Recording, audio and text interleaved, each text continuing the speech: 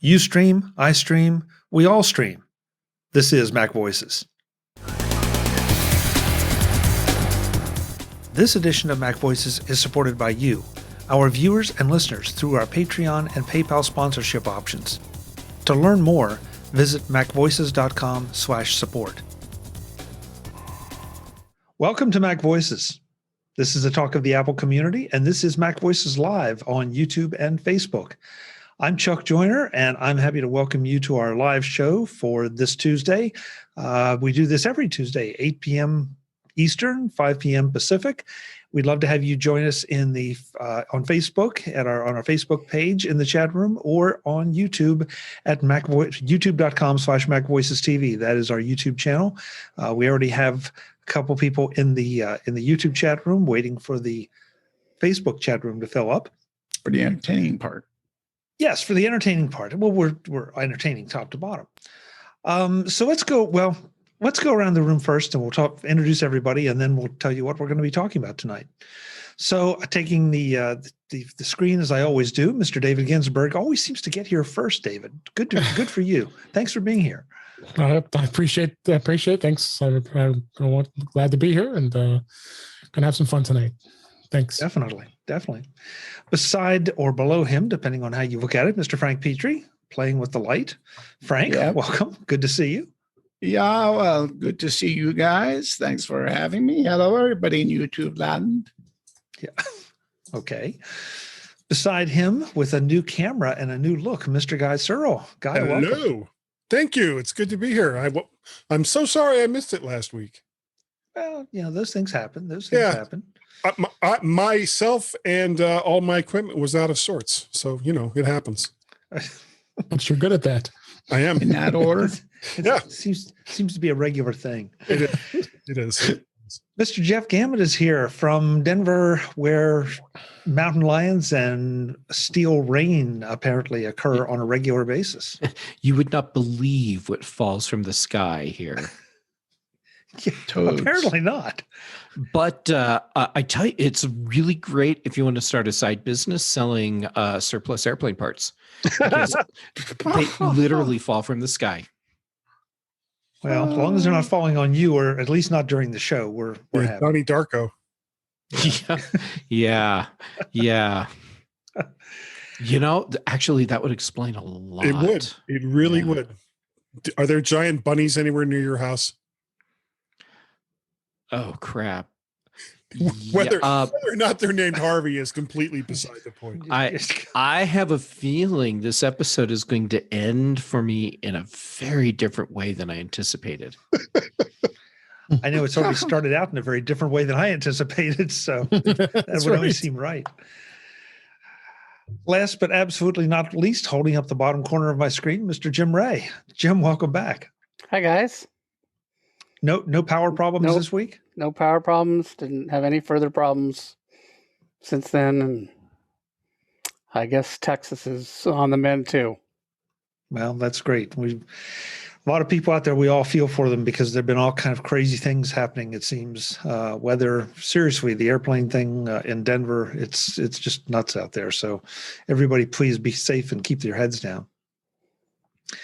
So tonight's show is inspired by some thinking that I've been doing this week after an interaction with my local cable company that I will not go into. But it got me to thinking about streaming from every angle, upstream, downstream, you stream, I stream, we all stream. That was the title that I put out for the show. Fry stream. First of all, we're streaming this, obviously, for the folks that are watching live. If you're not watching live, then it was streamed and you could have joined this. So we're sending out one way, but also I think probably everyone here and a whole lot of you out there subscribe to one streaming service or another in some fashion. You may or may not have a cable service. Streaming services seem to be becoming more popular for entertainment as opposed to cable. But I wanted to start with what we're doing now, because I know, Guy, you stream a show, David streams his show, I'm streaming this show. And I also participate from an audience perspective in some other streaming shows. And I'm trying to figure out what it is about streaming shows that draws us to them when we have so much on-demand material that we wouldn't have to deal with the issues surrounding streaming if we didn't want to. We could just go and watch the edited version or the recorded version later. So this week, I want to start with you because you do a lot of streaming. Some say too much. Well, that's beside the point. But I guess my question to you is why? Why did you start it? What do you feel you get out of it, you and your audience? Oh, that's kind of a tough question. I've been podcasting for a very, very long time, going all the way back to I guess the early days of the really early days of the My Mac podcast when Tim and Chad Perry were the hosts of it. And little by little, as I got more and more into podcasting, I started to feel like the pre-recorded stuff, the sanitized stuff, the stuff that you get, once people go through the editing process and make it look pretty or sound pretty, or at least try to make it look and sound pretty, was feeling sometimes a little empty. And the one thing that streaming does is, especially if you're watching it live, and I guess a lot of it also depends on whether or not the live streams are edited afterwards. Like, for example, Guy's Daily Drive that I do in my car goes out, and the only thing that I really do as far as editing goes is take out the very beginning part before I start, and then take out the very end part after I stop. But everything else is everything that I did while doing that particular bit. The same thing with Mac to the Future. So it's, for me, it's the thrill and almost also the fear of doing something live and not knowing how well or how badly it's going to go. So to me, it's almost, I think a lot of the things that people look for when they're watching a live stream is the train wreck effect, because they don't know if it's going to be a train wreck. It very well could be. Like, for example, I've gone on way too long now, so it's a train wreck. But that's okay because it's live and it's fun and it's supposed to be fun. That's the whole point of all of this stuff that we're doing. If you're doing like a tech show, there's 1,000 of them out there. So you have to bring something new to the table, something different to the table in order to build an audience. And so you throw in the fun factor, and the fun factor can be doing a live show. Okay. Interesting. Guy, I want to say this right now. What I'm about to say is not directed at you. It's not intended as judgment, because I agree with you. Sure, you say that now. Yeah, I say that now, but before the lawyers get involved. Yeah. Right. Jeff, I want to go to you because you were doing podcasting for a lot of years. And I know my personal reaction to the early days of podcasting, I get what Guy's saying, but I quickly burned out on it because there was too much. The doorbell rang and somebody said, "Hey, just a minute," and they just let the recording go, and then they answered the door, took the package, and came back. And I just really, I felt like that was disrespecting the audience. I know a lot of people thought it was authentic, but I still felt like it was disrespecting the audience because it was occupying my time with something that was not giving me anything. Yeah. So I don't know. And Jeff, I always felt like when you were doing daily observations, things were very tightly held together. I don't know if that was through editing or just through your skill as a host. But do you understand what Guy's saying, and do you agree or disagree with where I stand on it? I get what both of you are saying, and thank you for what I will take as a really nice compliment, because Daily Observations was the first show where I really embraced the no editing philosophy. Which, I mean, if you're doing a daily show, you need to keep edits down, or you need to have a team that's doing it for you. So for that show, I would record everything in as a single mono audio file, And all of the bumpers I was playing in real time. Everyone that was participating in the show heard them as well. And I would do the ad spots live in the middle of the show, and so everyone knew that they had to shut up while I was doing that. And so when the show was done, it was done. I had a file that I could then upload to the processing service that I was using, that would do the normalizing and convert it to MP3 and throw in the metadata, and then dump it to the podcast host server, so that all I had to do was tell everyone, hey, there's a new show. So yeah, no edits there. Now, my feeling is when you are making a show, whether it's an audio show or video show, doesn't matter in this whole podcast world, you're creating a relationship. And that relationship is something that I really respect with all the viewers and listeners that want to hear or what I have to say, for God knows why, but no, you have that relationship, and so I need to respect the people that want to tune in, and I appreciate that they want to tune in. And so you need to go into the show with the attitude that I'm participating in a relationship. My side of this relationship is to give to you, dear viewer and listener, the content that you keep tuning in for. And that content does not include, when you're doing something live, getting up and going to the door. Now, to me, that's disrespectful. What you're telling your audience is that whatever's happening at the doorbell in this moment is more important to me than you. So why would I, as the viewer, want to continue to participate in that when I have no value in this relationship? So you're both getting it. I think you're both right. People tune in because they want to have that live feeling. They want to be part of the process. It's a two-way relationship. When it's live, there's more of an intimacy. And so all of our viewers get to be more part of the show. Yes, I know that was completely improper English, not the point. The point is there was more for everyone. And now I'm pulling a guy and going on too long. But that's how we roll. Everything people do. Yeah. That's okay. I mean, I ask you for your opinion. I would expect you to take a little time to explain it.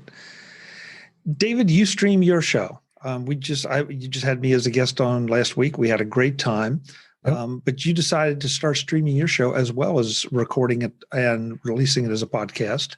And to be fair, I think pretty much everybody releases at least the audio, if not the video, of their shows via the podcast methodology. But the streaming thing's a whole nother matter, as far as I'm concerned. Why did you feel like you wanted to do streaming? Well, I'm still, again, I've learned a lot from all of you here that are podcasters. I mean, I've learned a lot over the last 5-6 years of being a podcaster and providing the entertainment and the content. And like I said, I wouldn't want to have somebody answering a doorbell and coming back and it's act like it's a normal thing there. I've been doing streams just recently, only because I thought it'd be a fun thing to have it up on my YouTube page, and I'm still releasing only audio only through my feeds. So I've kept it audio only for now. But people I'm going to start expanding. I got you interested using Restream, and that's great. Now you're doing both YouTube and Facebook. I have to start thinking about that too, that I can do that. But the live raw stream is out on YouTube every week as I record it, and then the actual podcast ends up being published everywhere once we're done. So that's kind of inspired by you and what you do with videos, and I think, like everybody said here, I think it's a great way to get everybody to be able to have some intimacy, interacting, and being able to see how we do things, and get some enjoyment of what we talk about. Before I go to Frank, I want to invite the chat rooms to throw in their thoughts on what they feel like. I know I have some thoughts on chat rooms with live streams. We'll get to that in a little while.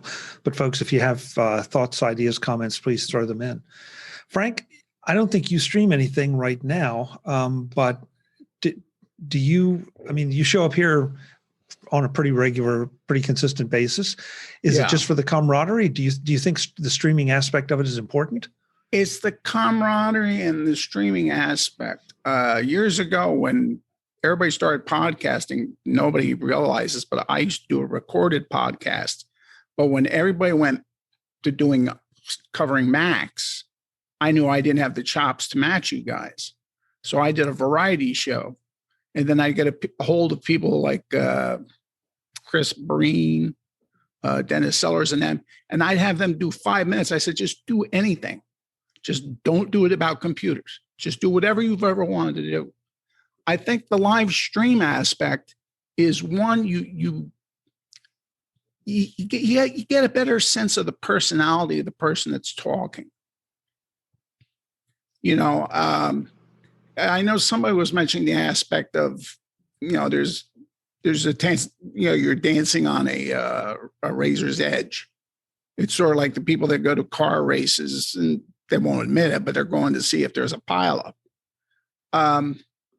There's something very interesting. I know, Chuck, you and I watch somebody, and their personality comes through, and it's more like they're talking to you than at you. And I find that much more personable. Okay.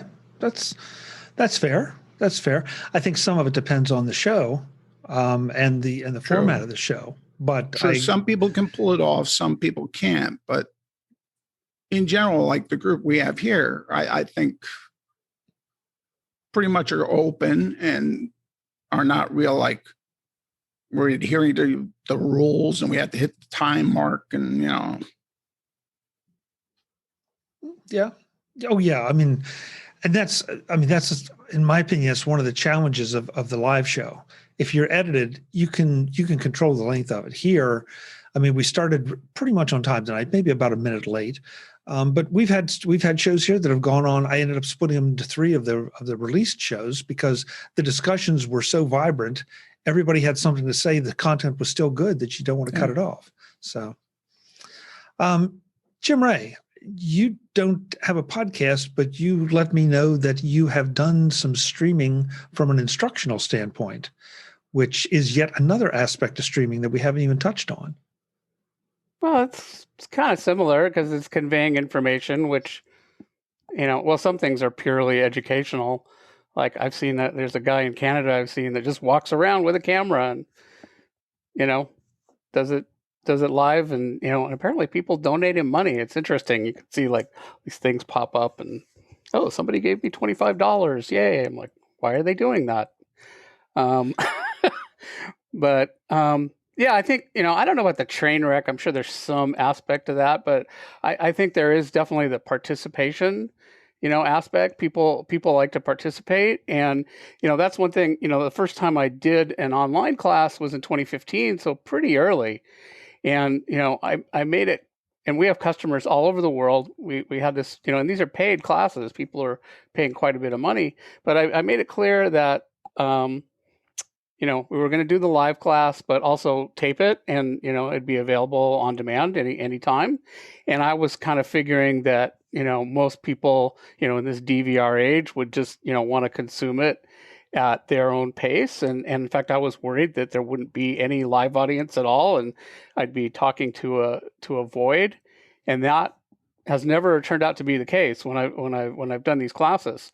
Usually, I've gotten 70 to 80% of the people show up live, including people in Italy and Australia and, all kinds of, so there's really I think a powerful lure to the live interactive, experience. And especially those early ones, it wasn't Zoom. So I was just doing a Slack channel on the side. So it wasn't, even that interactive, but still, people really wanted that, that live thing. I think the other thing is, I've never seen, I don't watch a whole lot of live stuff, but I've never seen anybody get up and answer the door. And that does sound pretty disrespectful.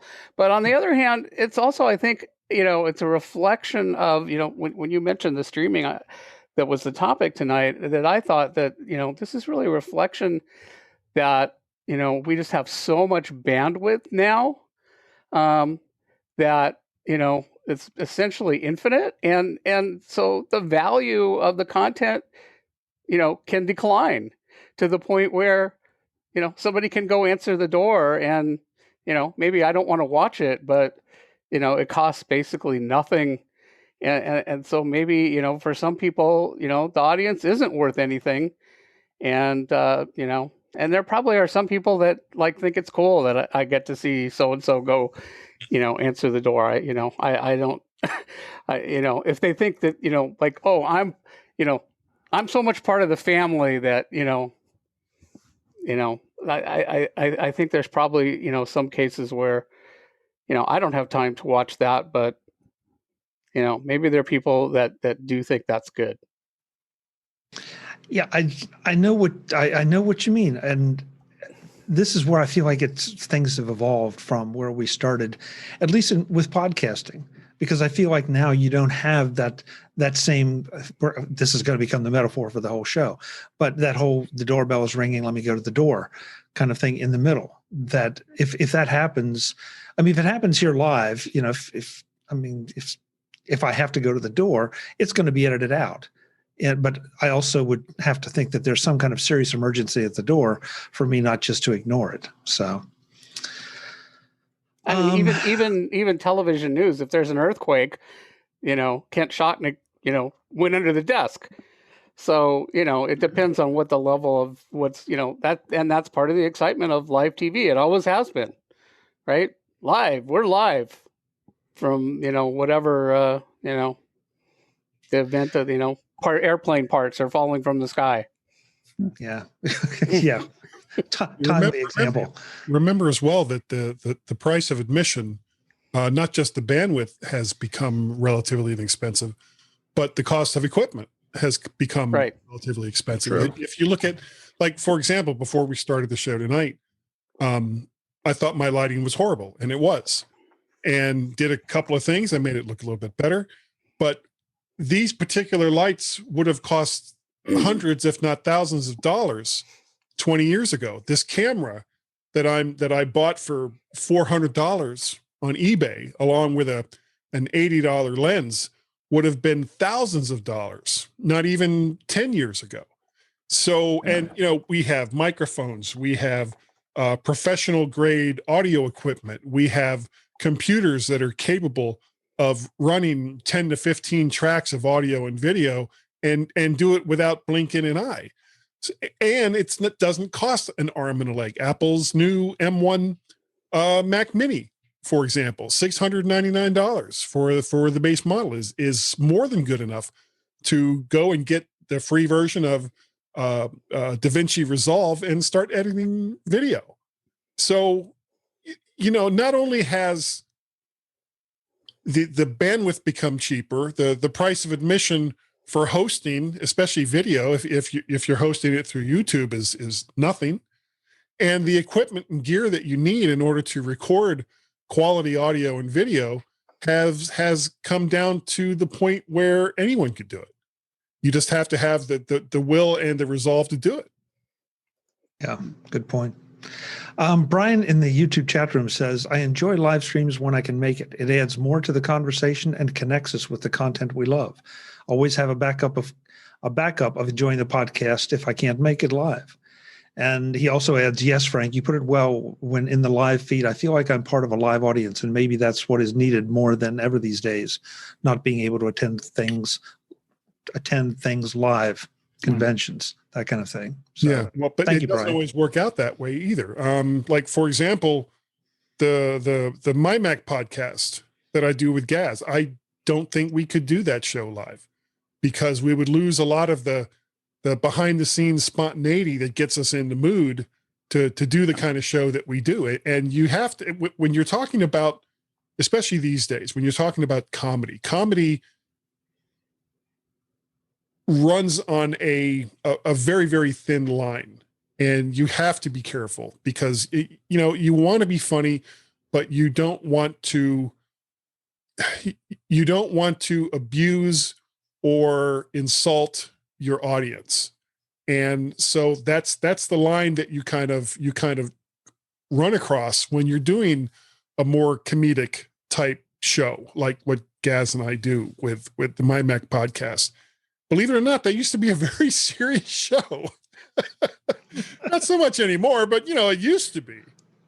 But at the same time, we wanted to do a show that was different, that wasn't just a regurgitation of the same news and the same everything else that's going on with Apple. And fortunately, I was very, very lucky to come across someone who has a similar sense of humor to my own in Gazmaz. And so we've made that work for over 10 years now. And it's, we're still going strong. We're still really enjoying it. But at the same time, I don't know if we could do the same type of show that we do live. I don't think we could do a streaming show like that. And that intrigues me, especially because of you guys, because I would think that the comedy would work better live. The spontaneity would be more spontaneous. Sorry. Live. I'm saying, I know that the problem is, especially these days, people are more prone to taking offense, whether or not offense was intended. And when you've done something that has drawn that type of reaction, and say that particular person, and this has happened to me, that particular person has tens of thousands of followers, then you say something that they take as being wrong, and your Twitter feed explodes into molten lava, and it can take days, weeks, and months before it finally dies down and goes away. So, and comedy was originally, I think, in my mind, was supposed to hold up a mirror to society.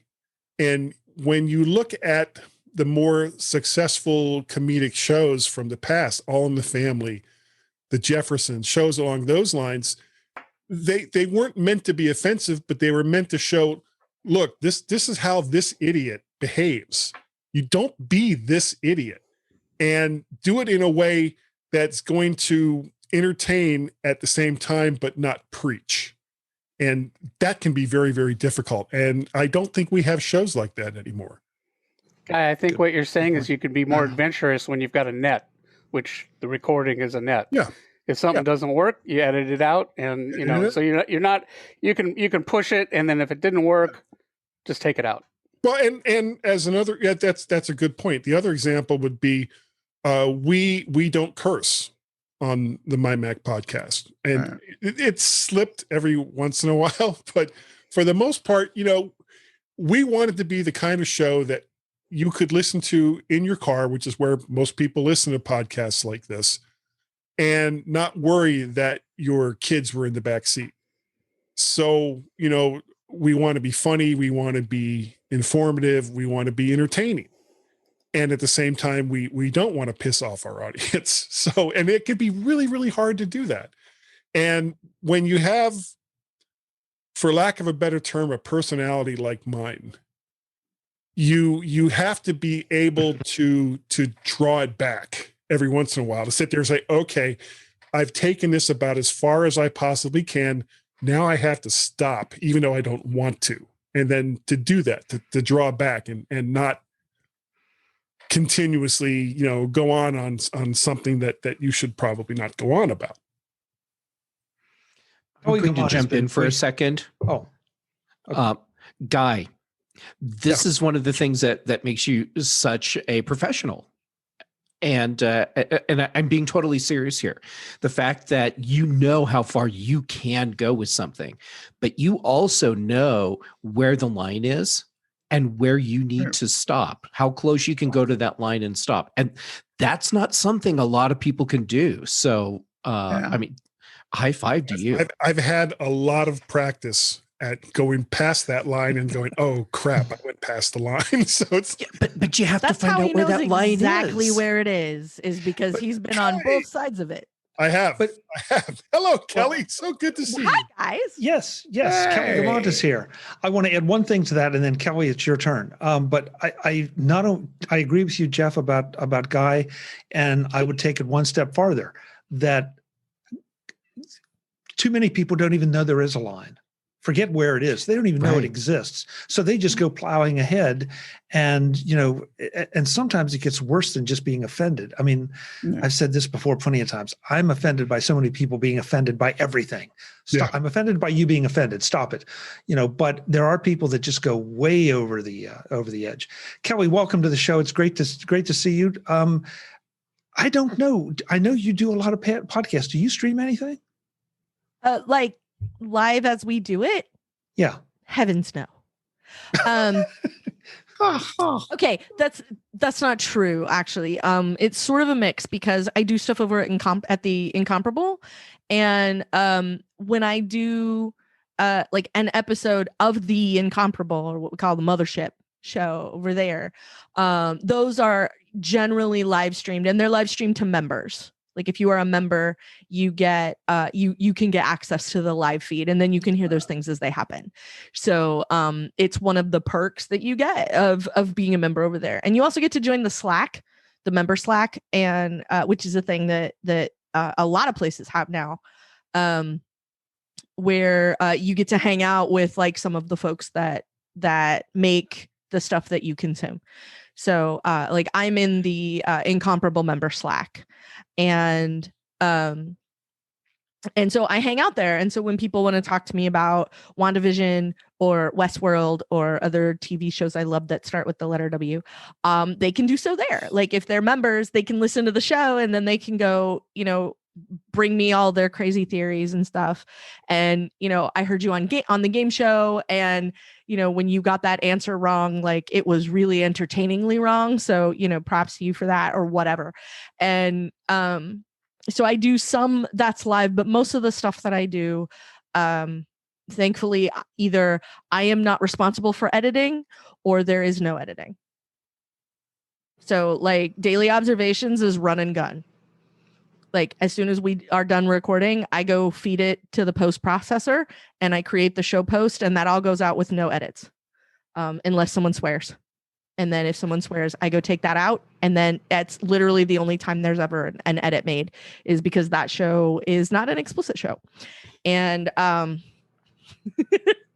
so it's just not. So there we are. It is intentionally G-rated. And so I kind of have to keep it that way. But you also have a panel that they know sort of the routine. They know where the lines are. Whether they know that by common sense or because you told them, they know where the lines are. Yes. Please do not confuse me telling you with common sense. Thank you. So, and like we have that on, like with WandaVision, we don't do that live. I edit that one, for good or ill. It's on me to edit Dawn and I and Lisa talking about WandaVision for an hour. So like I'm not opposed to it. Like when we do the live ones, like, I come here, I got caught in traffic on the way home. I got to go somewhere today. So I didn't get a chance to be here at the top of the show, but like I come and do your show, and, and I know it's video, and, that's, for me, because I have a certain amount of, I guess, vanity, for lack of a better word. Like I get put together to come be on your show. Like I'm not rolling in sweatpants and bedhead and whatever else. So like, and I think, that's my personal standard. Like I don't want to go out, I don't want to be broadcast, looking like I just rolled out of bed. If I did, that would be fine too. But that's not, like, for myself, that's not what That's not what I want to put out there. Sure. So. This Mac Voices live panel will be back in the next edition of Mac Voices to talk more about streaming from both the creator and the consumer standpoints. Next time we talk about some of the things we've been involved with all, not just as creators, but as audience members in other shows, why that personal interaction is so important, and maybe even why it's especially important as we've gone through the pandemic. That's next time on Mac Voices. I hope you'll join us. Until then, and as always, I'm Chuck Joyner. Thanks for watching. Visit MacVoices.com for show notes and to connect with Chuck on social media. Get involved in our Facebook group or like our Facebook page, and get more out of your Apple tech with Mac Voices Magazine, free on Flipboard and on the web. And if you find value in it all, consider supporting us through either our Patreon campaign at patreon.com/MacVoices, or by making a one-time donation via the PayPal link on our front page and in the show notes of each episode. You will join these fine people who help bring you Mac Voices.